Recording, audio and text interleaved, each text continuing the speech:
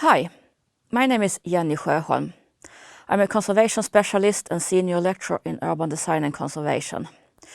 And now I will present some research that I have done looking at urban conservation and urban morphology in the case of Kiruna. And the main focus will be on, firstly, how can an historical urban landscape be described through its urban form? And secondly, how urban conservation interact with urban morphology.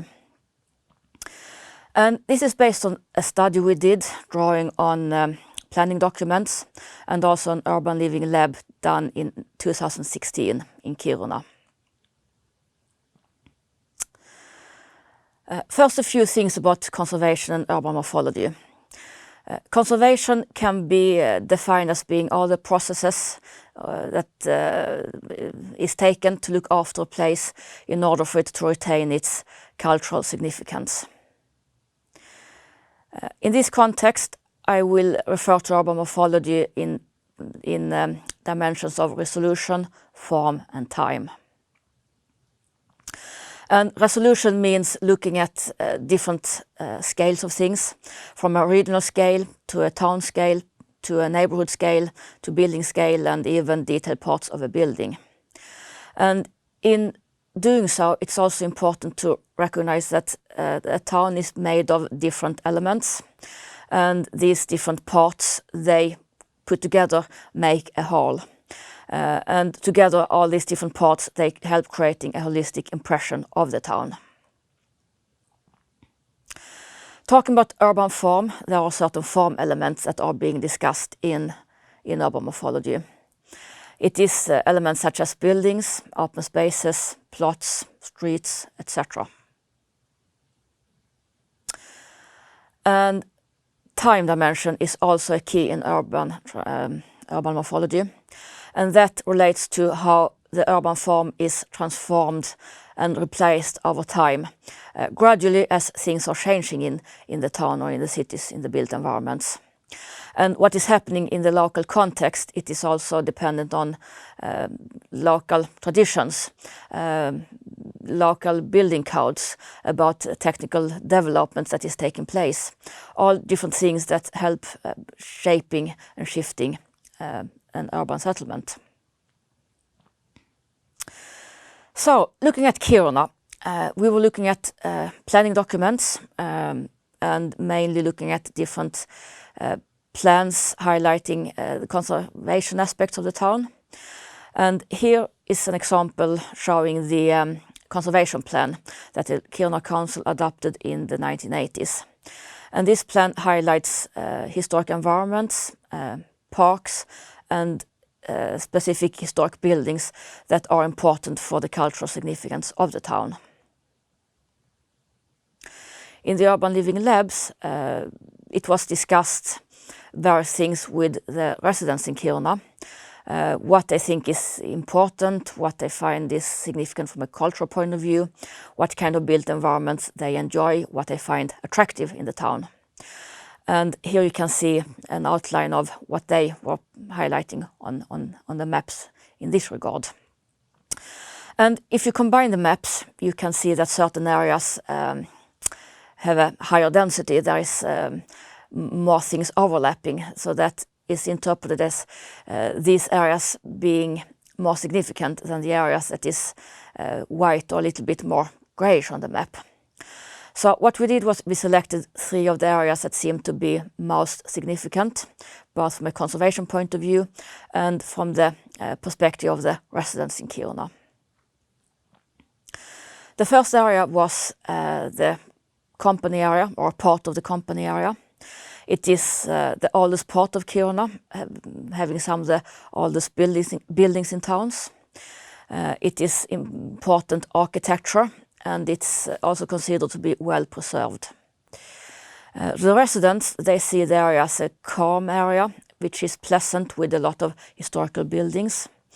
They also think that the buildings are typical for Kiruna and thus important for their identity, but also for the town identity. And the residents also appreciated the plenty of green and open spaces that is located within the area. The second area was part of the town centre. It's mainly highlighted because it has some very significant public buildings in it, such as the town hall, which has now been demolished due to the urban transformation, a former fire station, which is converted into offices, the Kiruna Church, and also some residential buildings developed in the 1950s and 60s. And the residents, they also find this architecture to be very important for Kiruna and part of the identity of the town, characterizing it in different ways.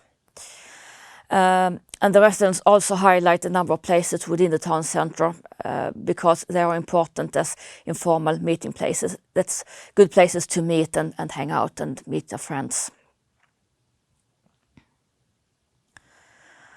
And the third area that was highlighted as being significant is the so-called Thule area. It is located within the town plan area, the service and supply town that was built adjacent to the company town when Kiruna was first established.